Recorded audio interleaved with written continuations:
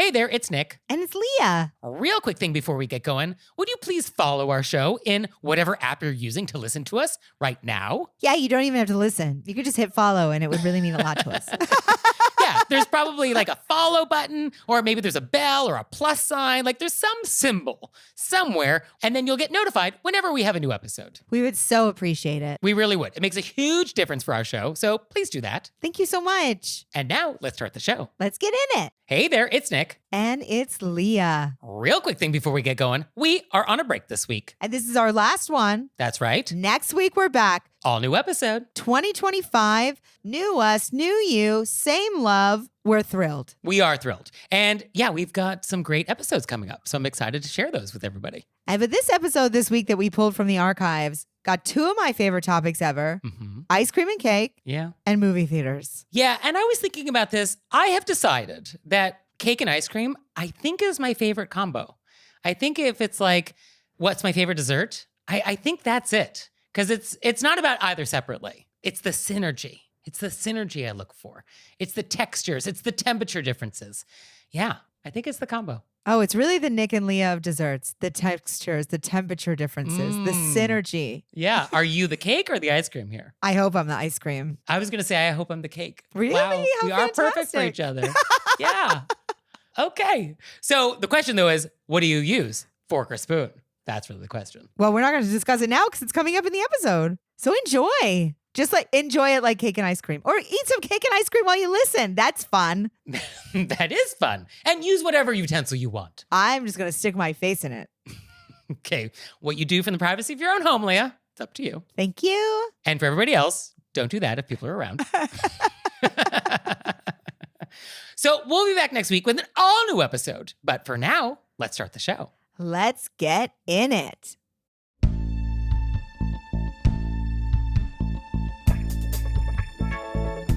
Do you eat dessert the wrong way? Do you save too many seats in movie theaters? Do you clip your fingernails in public? Were you raised by wolves? Let's find out. Here are things that can make it better when we have to live together. We can all use a little help.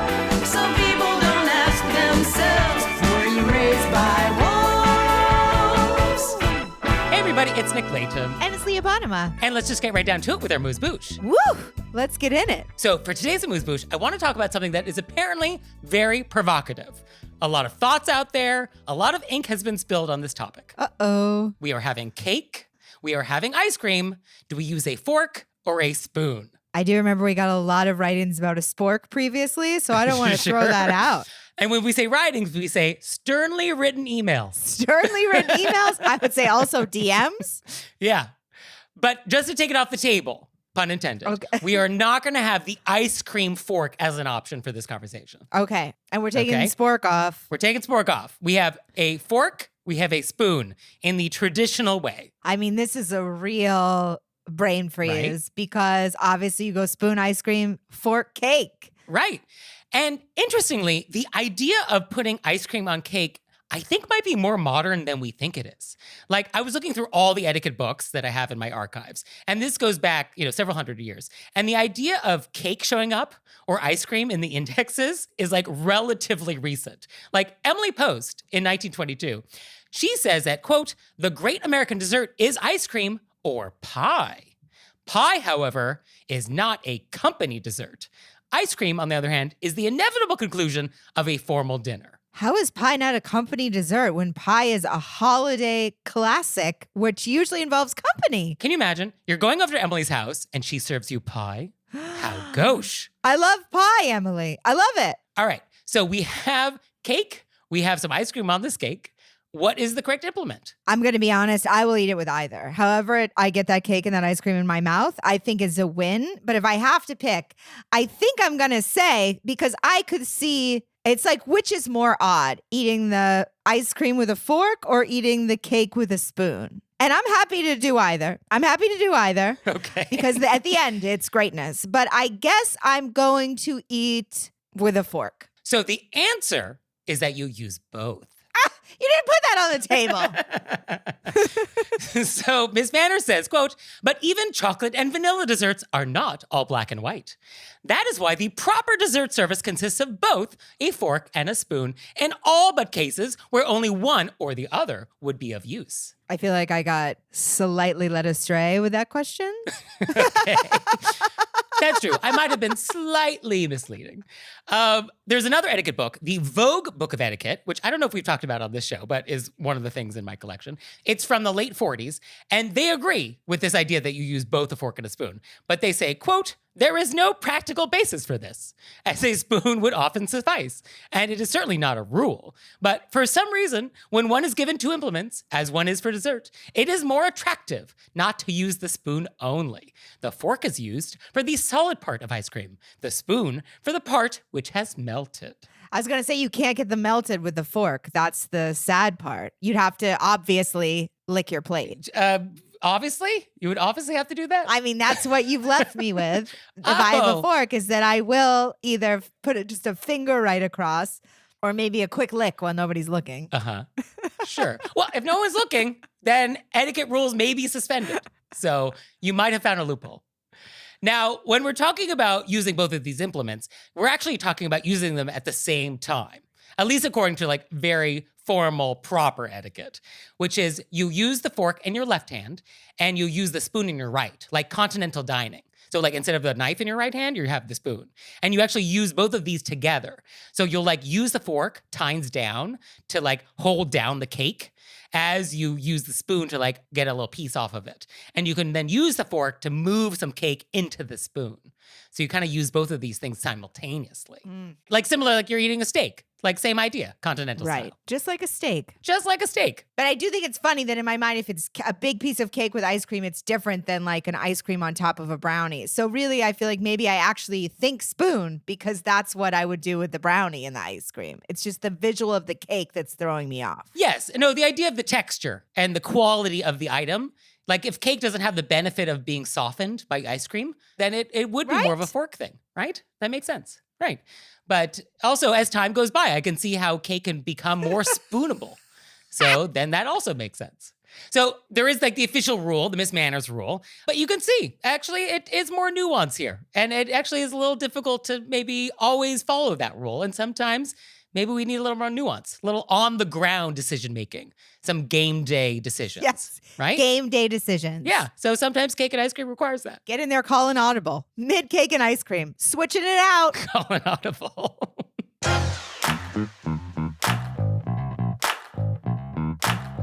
And we're back. And now it's time to go deep. Deep and on the big screen. So for today's question of etiquette, I want to talk about going to the movies. I love going to the movies. And I'm actually sort of surprised that it has taken us this long to get to this topic. Me too. I was like, how have we not? Yeah, I actually had to look back in the archives to be like, have we already talked about this? Because like, how is it that it's taken us this long?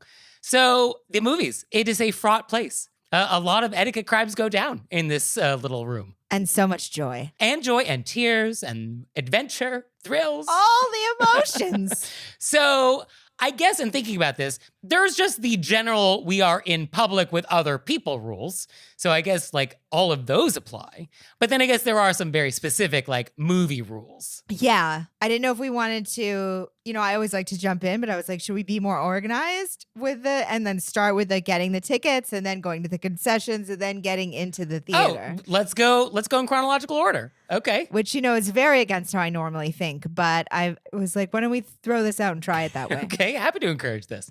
So, all right, buying the tickets. Are there etiquette crimes other than like not paying back your friends promptly? Well, I just thought of it because of that letter we had the other week when that woman was like, right. When our letter writer was like, let me make it up to you. But you get the tickets. Yes. And then what? Let's not do that to our friends. Yeah, if somebody gets the tickets, then like pay them back before the movie starts. I think that's probably a good rule. And if you were like, this will be my treat, and then they were like, well, I'll grab them, then it's your treat and you have to pay for the tickets. Yes, don't not do that. Yeah. Although that's so obvious, this does not need to be said. How is it so obvious we think it's obvious, I but know. obviously We just there's got at a least letter. one I person. know. All right, yeah. If we could prevent any more people from doing that. But yes, if you treat a friend to the movies, that means you are treating your friend to the movies, in which case you will now treat them to the movies. Just to be clear. Okay. So now we are at the movie theater. So we're getting concessions. And so standard concession rules apply. Let's not cut in line. Let's be ready to order when we step up to the front. That's what I put. A Nicolaton special. Be ready to order when you Please. get to the counter. And also, people are sort of like in a hurry. They got to, you know what I mean? This is not a place to dilly-dally. You got to get your popcorn. Yeah. You want to get your seat. But if there is an unusual menu, then no problem. Step to the side until you're ready and let other people go in front of you. This is fine. I'm just thinking about it and I'm so excited. And so can we go into the theater yet, chronologically? I think we can. Okay. So now we are in the theater. So the thing on my list is basically don't hog an entire row. Don't save a row for friends who aren't there. I think that's really tricky to like save an entire row. Yeah. It's people you're like, oh, I'm saving one seat. Okay, maybe two. But then you're like all of row J. It Yeah. seems egregious. And so the question is like, how many seats is too many seats? Like one seat? fine. Totally fine. Two seats, one on either side of you? Okay. I mean, I feel like I'm good with that.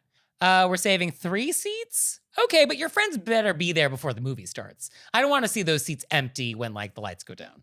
Now we're saving 4 seats? Now we're skating. Right? Now it becomes a little tricky. So I just feel like whatever it is, based on the density and crowd level of this movie theater, just be mindful of how many seats you are saving and like when are your friends really showing up? And you should make an effort to be on time. Like it is annoying when people arrive late to a movie that's already started. And sometimes people come in, they drop their jackets, and then they run back out to use the restroom, and they're there. They're actually there. They just went out to get popcorn or whatever. I'm fine with that. Yeah. I guess when I think about seat saving, I feel like it's when you're saving seats for people who are not in the building, who have not arrived yet. I feel like that is a problem for me. Like if the entire row is saved, but everybody's buying popcorn and is going to be back before the movie starts, somehow that actually feels fine. Yeah, that's fine. Like we're not actually saving seats for somebody else. I'm actually just putting my coat in my own seat. Yes. And that's not saving seats. I guess that's the yeah, distinction. that's the difference. Okay. And now a lot of times you actually, depending on the size of the theater, when you get your tickets, you get your seat number. Isn't that a revelation? But if it doesn't work like that and say, I'm the only person in the whole theater, which has happened to me before, don't come and then sit in the only chair that's directly in front of me, Yeah. which has also happened to me before. Yeah, that's weird. Yeah, don't do that. You're like, what just happened right now? Just move over too. Yeah. We can still both be in the middle. The whole theater's empty. Yeah, that's strange. And then if you did get seats online that have seat numbers, you can't take other people's seats then. That's not. Oh, no, that's not a thing that happens. No, if you have a seat assignment. Oh, but it happens. I've watched full on to-dos in theaters when yeah, people I mean, I being guess like, it's similar to like when you're on an airplane and you have the window seat and somebody's in your seat and they're like, oh, can I have the seat? And it's like, no, that's not, no. I reserved it. That's my seat. I paid So for the sorry. seat. Yeah, I'm so sorry, but like, that's just not how this works. And then I think when we're going past people to our seat, we in the seat should make an effort to sort of move back to let them through. Maybe if we have stuff under our seat, push Yeah. it. And then those going through, should make an effort to not completely step on everybody. Yes. Oh, that's just standard aisle etiquette rules. Yes. Standard aisle etiquette Yeah, rules. standard. Now, what about talking? Talking in a movie theater. See, I think there are movies that you can talk through. Not talk like through there's a difference where you go and you have a conversation with your friend. That's out for all movies. Correct. But movies that you're very reactive to, horror. Yeah. I love going to a horror movie because of all of the interaction happening. Like I do love a horror movie where you get a don't go in there. Like I do enjoy I love that. That is part of the community experience of going to certain movies. Absolutely. Yes. So I went and saw the remake of when It came out, Oh, and yeah. there was this group of like teenagers who screamed through the whole thing. Okay. And it honestly made the experience a cut above. Yeah. I mean, really was delightful. Yeah, I agree that like there is a time and place for that. And there are definitely certain genres of movies that are like that. And like slapstick comedies. Yeah. But I think, having any conversation with people, that's just out. There is no movie genre where that's like fine. And I would say that's even for the previews because some people are serious preview people. So I went to the first of when the new Star Wars started coming out. I will never forget this. We all were getting to everybody was like, we got the early tickets. These are these are the diehard fans. You know what I mean? Yeah. We don't know what's coming. It's the new series. We get our middles. You know what I mean? Everybody's there early. The music came on, and I literally, when I was waiting in line, I thought I was going to scream. And then these two women came and sat like two in front of us, and we're just talking. And I mean, the whole theater, because it's a whole theater full of people who are like diehard fans, lost their minds. And the girls looked around like shocked. And we were like, this is the whole experience from preview to credits. Yes. I mean, I would say a lot of people would say that the previews is not the thing and you're allowed to talk through those. No. Also, let me say, I don't care if you're whispering and it's a preview. I get it. But they were talking like this. Hi, how was your day? Okay. No, you didn't. Yes, I did. I didn't go to that thing. Have you been to this school? You know what I mean? Like full regular conversation. Their attitude was the movie hasn't started yet. And so therefore the movie etiquette has not kicked in. I will acquiesce that talking through previews is negotiable. That being said, it should be at a whisper. Yeah. Okay. I'll give that compromise. For me, it's not negotiable. If I'm in a preview and someone's talking to me, I'm ending the relationship. Yeah. I don't want to be distracted while I'm like watching a preview. Yeah. I agree. I love the previews. I get there early to make sure I see all the previews. And it gets related as long as we're on the topic. If there's like the on-screen quiz that happens, then I guess don't shout out the answers and ruin it for other people. I guess, is that also something we have to talk about? I don't know. I don't think I'm willing to die on that hill. Or I don't think I'm ready to die on that hill. It doesn't really. Okay. So that's not a concern for you. I feel like I could support somebody if they shouted it out. I'd be like, go you. You know what I mean? That's Okay. All right. So we don't have to worry about the on-screen trivia. Okay. I don't need you kicking the back of my seat either. Well, okay. I mean, what else do you want to talk about? Please don't spill Coke on me. Please don't throw popcorn at me. No, a lot of people put their feet up on the chair behind them. Oh, yeah. Don't do that. Don't do that. In most movie theaters, there's a bit of like spring in all the seats now. There's spring. Yeah. So like if you need to put your legs out, you got to sit in the front where there's nobody down there and then put your legs through the little arm section so nobody can see your feet up through in front of the movie. I don't feel like I want someone's feet on an armrest I might be using. I hate to break it to you, but there's much worse things that have been on that armrest. No, sometimes the fiction that hasn't happened is the only thing that gets me through it. So that's true. Speaking of which, if you do something to your seat, like you spill something on it, and it's not something that will be noticed by like the staff cleaning up after the movie, say something so that somebody else doesn't like sit in your stained seat or something. I think you could just wipe it off with one of your napkins. Well, I don't know. If you've got nacho cheese all down a seat back or something. I mean, I think I see what you're saying. there are spills that probably go beyond a little wipe I see what down. you're saying. And Yes. you would just hate for somebody else to not see that and it doesn't get cleaned up. And now I'm sitting in your nacho cheese. That's a very good point. And I'm flashing back to the previous question. I still, even though I'm willing to understand why some people don't think of that as the movie, I still think it's a part of the movie experience. And True. at that point, you shouldn't be having full conversations. Yeah, I guess it is about the movie experience. Because otherwise, like, why aren't you just doing this at home? Like, what was the point of you leaving the house? I could see going, oh, I can't wait to see that. Oh, I'm looking forward to this. You know what I mean? But if you're just talking about what happened during the day with your friend and I can hear you during my previews, I don't like it. Yeah, that's fair. Now, speaking of talking, after the movie, I think it is important to not talk about the movie, especially spoilers, on the way out. Yes. I think this is a big deal because I think this is a problem. Oh, yes. And people will talk loudly walking out and there's all these people waiting, especially if it's like a new movie. Don't do that to people. Yeah, you don't want to be like, he was dead the whole time. Yeah. And then I would also add, and I think this is probably a bigger deal in Los Angeles than it is other places, but don't speak negatively about the movie until you're at least a block away from the theater. It's the same rule about seeing a live performance. There is a very good chance in Los Angeles, if you see like a movie, especially when it comes out, that someone who worked on that movie or knows somebody who worked on that movie might be around and might hear your negative comments. And like, that's not fun. So it is a minor possibility, but I think it is a possibility nevertheless.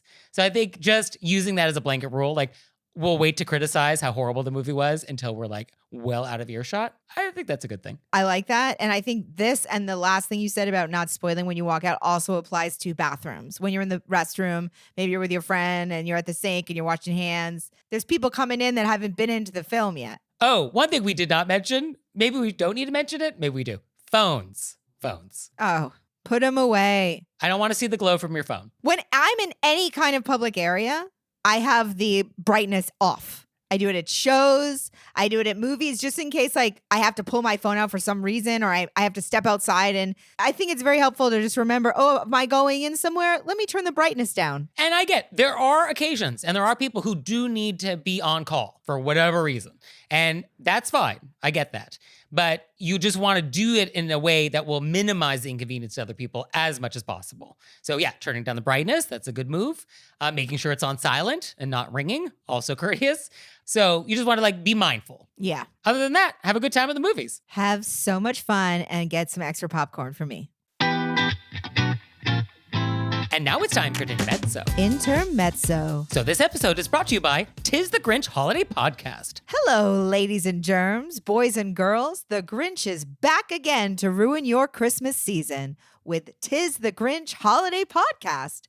After last year, he's learned a thing or two about hosting, and he's ready to rant against Christmas cheer and roast his celebrity guests like chestnuts on an open fire. You can listen with the whole family as guest stars like John Hamm, Brittany Broski, and Danny DeVito try to persuade the mean old Grinch that there's a lot to love about the insufferable holiday season. But that is not all. Somebody stole all the children of Whoville's letters to Santa, and everybody thinks the Grinch is responsible.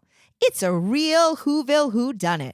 Can Cindy Lou and Max help clear the Grinch's name? Grab your hot cocoa and cozy slippers to find out. Follow 'Tis the Grinch Holiday Podcast on the Wondery app or wherever you get your podcasts. Unlock weekly Christmas mystery bonus content and listen to every episode ad-free by joining Wondery Plus in the Wondery app, Spotify, or on Apple Podcasts. And now it's time for Intermezzo. Intermezzo. So this episode is brought to you by Acorns. And Acorns makes it easy for everyone to start saving and investing. In fact, you can get started with just your spare change. Every new year, we set all sorts of big goals, but only 8% of people will stick with their resolutions all year long. But with Acorns, you can lock in years and years of healthy money habits in just 5 minutes. That's all the time it takes to open your account and start automatically saving and investing your money so it has a chance to grow. So head to acorns.com/WYRBW or download the Acorns app to start saving and investing for your future today. Hit him with a disclaimer, Nick. Okay. This is a paid non-client endorsement. Compensation provides incentive to positively promote Acorns.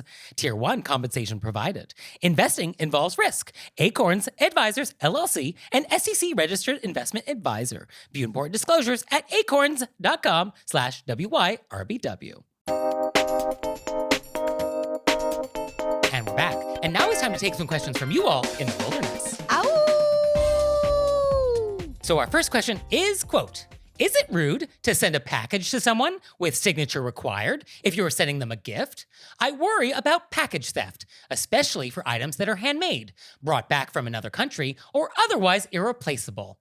I know it can be a bit of a hassle for the recipient if they're not at home when the package gets delivered, because they may have to go to the courier office to pick it up. But at least it ensures that the package won't get stolen while they're out. What do you think? I get the feeling of wanting to make sure things don't get stolen. Oh, absolutely. And there's some bonkers statistic in New York that like 100,000 packages get stolen in New York City every day. Every day. Oh, wow. Isn't that unbelievable? Unbelievable. I mean, believable. Right? So I get that. Yeah, that makes sense. And like if you're sending me my passport that I left at your house. Sure. Yeah, okay. But it is definitely creating work for the recipient. Yes, potentially. I know that anytime somebody has sent me something where I had to have a signature, I went into a full panic. What if I'm not there? What am I going to do? I think this is a very good question because I see both sides of it equally. Yes. And yeah, being held hostage by UPS is horrible. Yeah, this is like not a fun thing. Well, one time I missed one when we were in Queens, and the place I had to go to get it. Oh, I'm sure that was fun. I had to take a cab. It wasn't off a subway. You know, it was like a whole thing. Yeah. Not only do I see it as the recipient on both sides, like, yes, I don't want something to be stolen that was, you know, handmade or precious, but then also I see it from, like, if I was sending something, I would want to make sure that this person got this thing that is so special for them. But then I also don't want to give them work. So I'm really split on this one. I guess my first thought when I read this is that very often, and this comes up with thank you notes more than gifts, but very often there's this idea that we want to make it a surprise. We want this thing, this thank you note showing up in your mailbox, or this gift showing up at your door. We want this to be a total surprise, for you to have no foreknowledge that it's coming. And because we want that surprise, often we commit etiquette crimes. Oh, I didn't have their address and I didn't want to ask them for it, so I ended up just not sending them a thank you note. And so for this, my thought is, let's ask. Hey, I have something for you. I would like to send it to you. It's a little precious. Should I send it signature required? Or is there a different address I can send it to? Or is there a day you know you'll be home? And we don't have to say what it is, but we could say like, oh, I'm about to do something. What would be convenient for you? This is such a great answer. Thank you. Yeah, I think this is the correct answer. Because also maybe they have like an office where there's somebody always there signing. You know what I mean? Yeah, or it's like, oh, I have a relationship with the bodega next door, so you can send it there. Or I'm going to be home on Friday, so if we can coordinate delivery that day, like, no problem. But yeah, the idea that something is a total surprise, no. Like, I'm delighted to receive something, even if I know something's coming, even if I know exactly what's coming. It is still nice to actually receive the thing. So I think when in doubt, just ask. This is the most perfect answer, and there's no other answer, and I love this answer, and it's perfect. Okay, put that on a pillow. So our next question is, quote, in a silverware drawer, should the handles go towards you or away from you? I put the handles towards you, so that's the thing you touch. My significant other says it should be the other way around, so that you can see what the item is first, since all the handles look the same. What say you? I had such a definitive answer on this that I almost feel guilty. I almost feel guilty because, I want to see everybody's point of view. Okay, I really hope we have the same answer. Should we say it at the same time? Okay, so on 3, what you should see first. Okay. 1, 2, 3. Handles. Okay. Yes. Great. Yes, I think handles is correct because, well, for a variety of reasons. One, I think the idea of like, oh, let's not touch like the part that's going to go in our mouth with our hands. I like that logic. Yeah, me too. Also, does your drawer only open 2 inches? Like, are we not able to see the full implement when we're looking at the drawer? Can we not look above the handle to see like, oh, what is this thing? Also, in every house, do we not put stuff back in the same place all the time? Like, do we not know which slot is for spoons, which is for forks, which is for knives? Like, do we not know? Well, I think they're assuming that's for guests. What they're not knowing. Oh, we assume this is for guests not knowing? Well, I mean, obviously the people whose house it's in knows where their spoons are. No, I just think this is a relationship disagreement and we're being brought in to referee. Okay, well then it's definitely handles regardless. Okay. Yeah, this isn't about guests. This is just 2 people living together that have very different feelings and think that we're going to be the tiebreaker. I would actually go as far as to say, and this might be aggressive, because I really do like to see everything. Aggressive. BEAGGRESSIVE. I wrote on here, handles go towards you, and I might even scream if I saw them the other way. Like it would be, I would be like, what happened in this drawer? Yeah. Am I supposed to grab this spoon by the bowl? Well, also, if I'm now having to grab a knife by the handle, which is now further away from me, that's a very awkward twist of my body, right? Because I'm like reaching around to get the handle, and then I have to kind of have a scoop motion to now bring it right side up. Yeah, we got to twist a wrist. Right? Yeah, that's a lot of shoulder mobility. I'm grabbing something by whatever comes to me first. That's what I'm grabbing something by. The handle. Yes, most people do want to grab the thing that's closest to them. Yeah, that does make sense. But and also a straight shot. Your arm is going out straight. Yes, it does become more linear, which does somehow make sense. Now, to be fair though, etiquette is not always about what makes sense. So I could see a world in which, oh, the etiquette rule, quote unquote, is something that makes no sense. However, I think for this, I do feel like handles makes more sense. Because the hygiene explanation, I think does trump, which is like, oh, let's not put my grubby hands all over like all the parts. I really want to see it both ways because I want to be supportive in couple fights. I want to be supportive of both people. Yeah. You know what I mean? But I just can't see it the other way. Now, I would say, and this is how we can try and like thread that needle, that etiquette is local. And so the etiquette rules in this household can be whatever the household decides. So if they would like to come to some consensus about how they want to have their silverware, then that is correct for that household. There is nothing that says that it must be done a certain way. So they can come to some consensus on this and they can do it however which way they want. And that does become correct locally, which is all that etiquette is concerned with. I have an idea. Okay. Why don't we get a utensil, the thing you put inside your drawer. Okay. To sort of, like a caddy dividery thing. that's wide enough so you can put anything anywhere. And then we go every other. So it's like forks up, spoons down, knives up. I don't think that's going to be satisfying for So everybody. we go back and forth. I don't And then know. everybody wins. I don't think that's going to actually do the trick for these people, but That's too bad because I feel really good about that answer. it would be great if that does scratch everybody's itch. Only they can say whether or not that will achieve our dreams and our goals.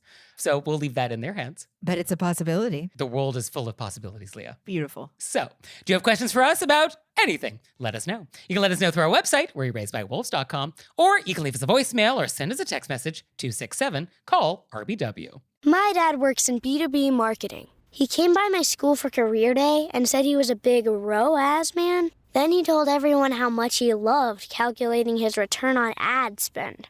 My friends still laugh at me to this day.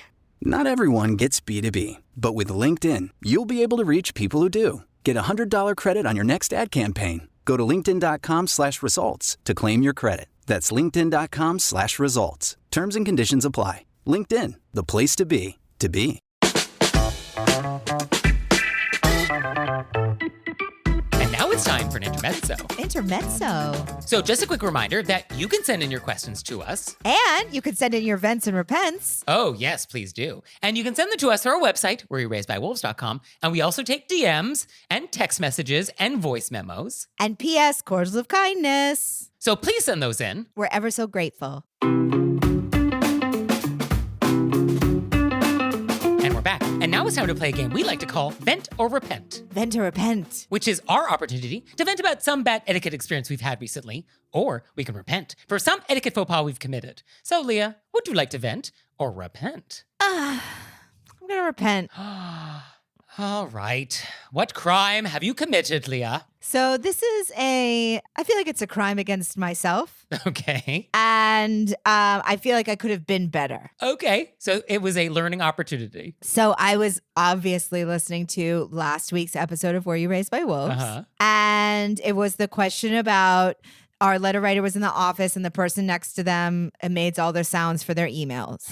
Right. And I felt let down by myself that I was so hot to be like, well, we can figure this out, that I didn't sit with them in the annoyance of which I want to support people, because my last office job I had, there was this man who would walk down the aisles and drag his hands along the cubicles. And I would hear it from what felt like miles away.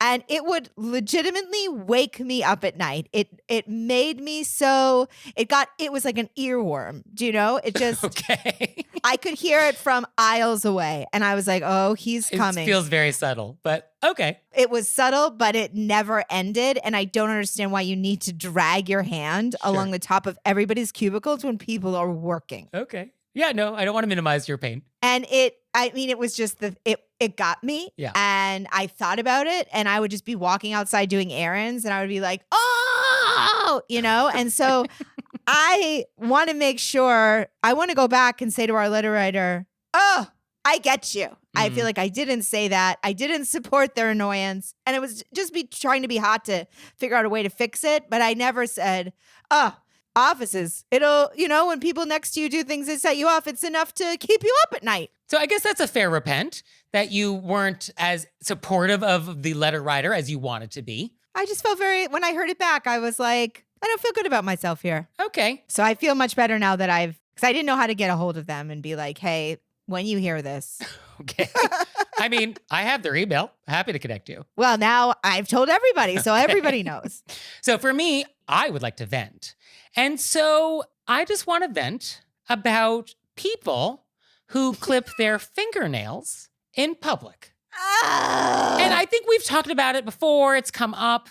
But I guess my question is, why is this happening? Like, really, why is this happening? Because I don't feel this need to do it. I never have an urgent need to do it. I don't feel the need to do it so frequently. Like, I feel like my nails grow at like 1/10 of a millimeter a day. And so the need to do it on a daily basis where like, oh my gosh, I left the house, didn't get my nails, got to do it on the subway. Like, that's not happening for me. And so what I want to try and understand is, why are people doing this? Like, what is the reason?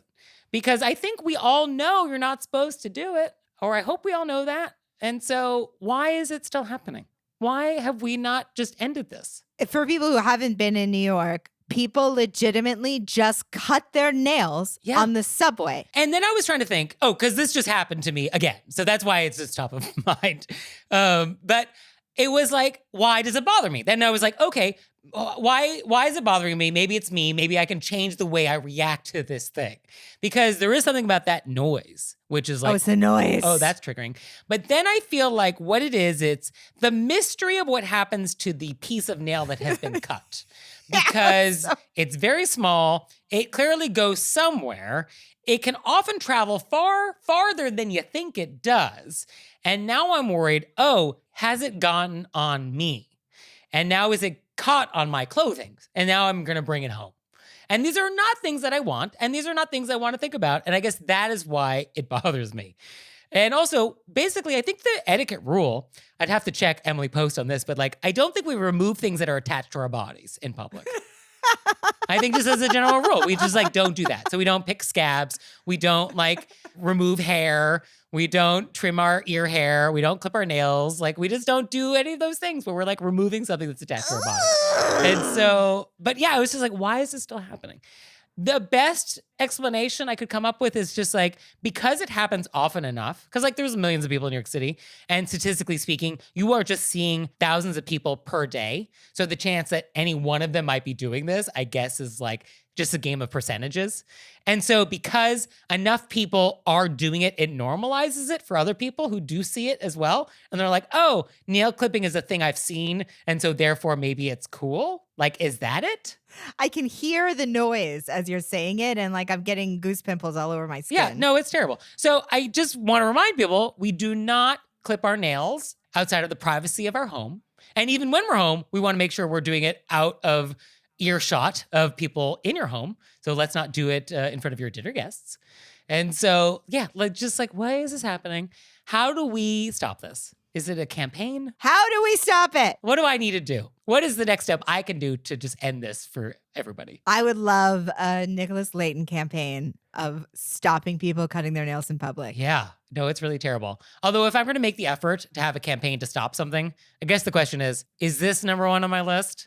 I don't know. I'd have to really think. Like, what is the number one campaign priority? I mean, that's hard. Right? I think that's very hard. This would definitely be top 10. This would definitely be top 10. That's a deep dive. Yeah. Oh, what are my top 10 pet peeves What's the of all campaign? time? What are the top campaigns? Yeah. So anyway, at least for today, nail clipping. Just don't do it. And I don't know, if you have ideas for how we can stop this in society, let me know. So let's see if we can make it a team effort.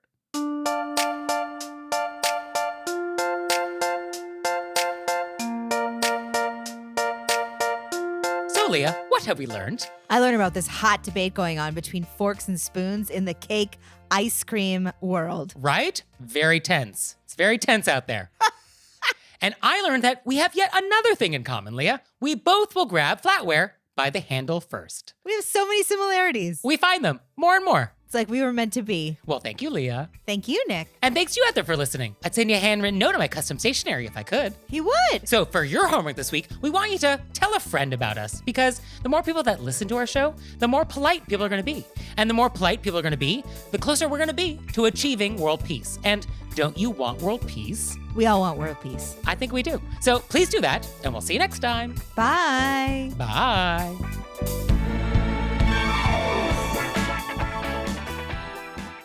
All right, Leah, it's time for Cordials of Kindness, the part of the show that you make us do, but I only give you 30 seconds to do it. Ready, set, go.